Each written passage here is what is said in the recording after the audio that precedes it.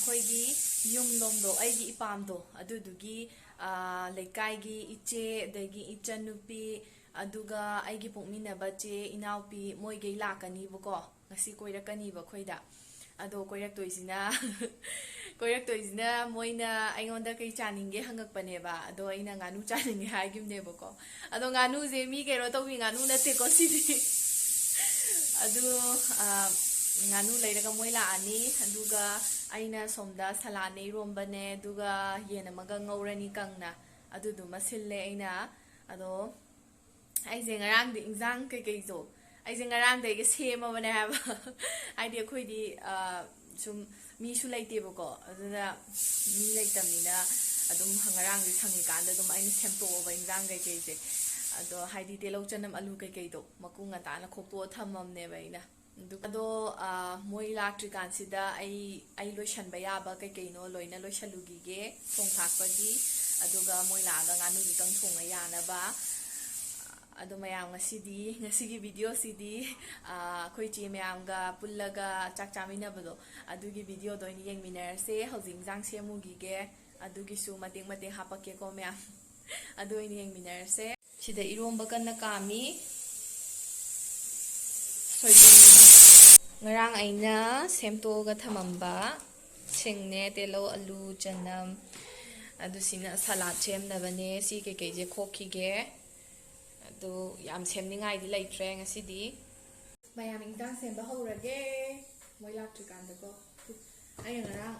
loina chamaga phajana fridge ta thamambane ba sije aina cham thok putok loiraga semba horage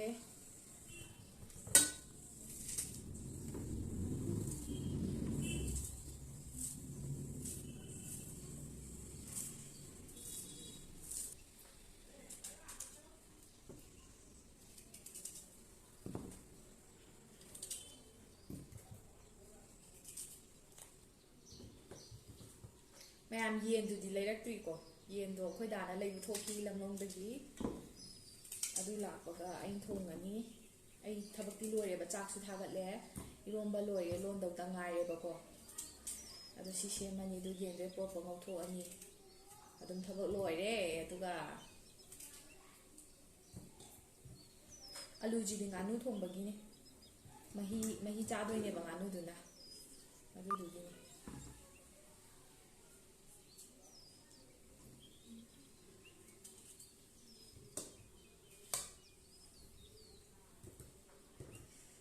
telau se khraga phajaba kha hoge orange salad ta hapnaba cho ba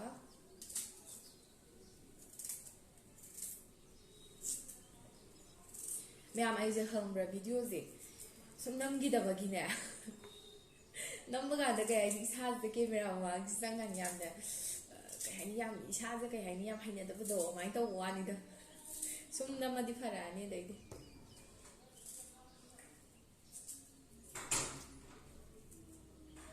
sumna hangai thabu ubado tha ani hena adudugi sum kai sum yam hai tabdo haiju hai tabai da ta usale ba yamna pangjan bai da ta kharaga hai trika sida ado mayam si jing de semba lotion gi si sum semba gi sum hap le yang hui ni ko aduna semba lotion gi adu dum hapa adu semba loire mayam sina salad ki ado spring onion ji di horeng jang thak na bane ba ado salad ki di soi doctor sing chanam kai do chak ama loire khoi rice cooker sima cha ani bako adugi ama muk thaga lage mayam soibum ga yendem alu iromba ma loishalle yen ngauna ba tawgige hauzik yen leire yen ngauba hore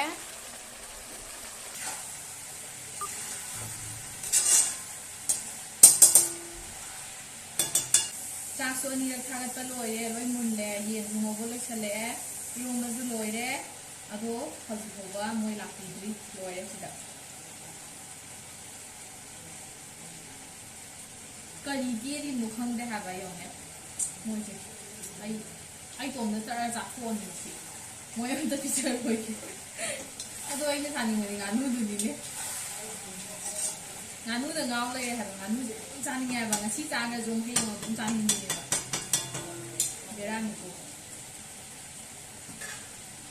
A few minutes later. Nganu pore theng na. Sida khoi che lai re. Mayam ai wa ma da loi re ha ba sa ai de gi. Mayam de loi chana ho na da la khu di la e moi do nganu thong ba ya ma tha toina thong e ba ma adu ka khat the moi loi na. Adu sida moina keno kha pore ba. Makan ne aduga kaleza ne matong khra sum nganu sembam dagi khra lok salak bane na du mu ngawon ngawri ayo yen je ni ra thong na ngawri ba adu lo chale si du adu mayam pun ba do mayam pa tha sen pu khachu ne ma thata adai su yaw gi ge wa ma no de amni khoi ma thak se sai ram ne am si kala so tuini ba ai gas khoi be ma u da ko yamani be ma hai to salo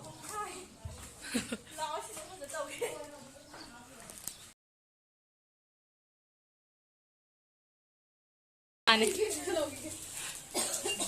ya hon ya kan hui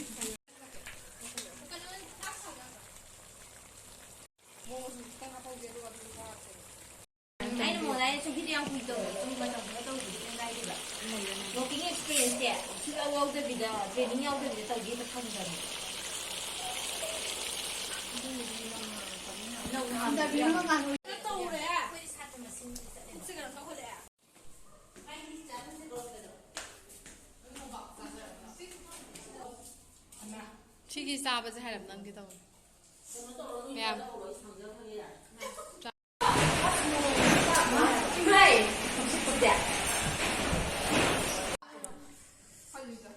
Nganu ne chaba lo chale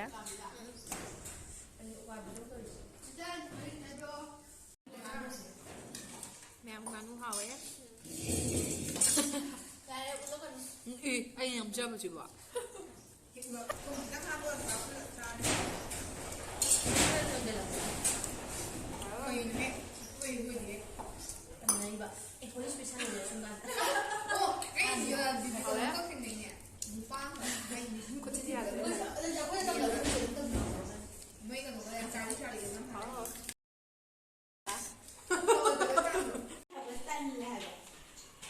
Chalo sara banina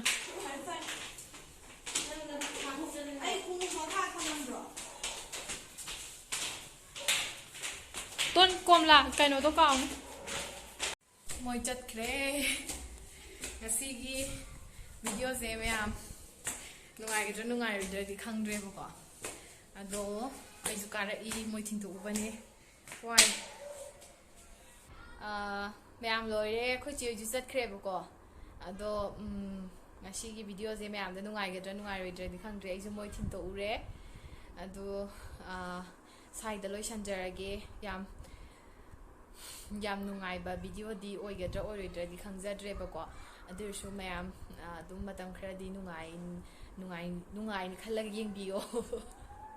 ado mayam ai gi video sida nauna yeng ba changbira ko yaga di subscribe to san biramo ai gi channel sibu aduga ai yeng asigi video sisu like to biyo mayam ado mayam haining ba ler su comment da dum haibiramo adu side lo sanjarage Adudi miyam, bye-bye!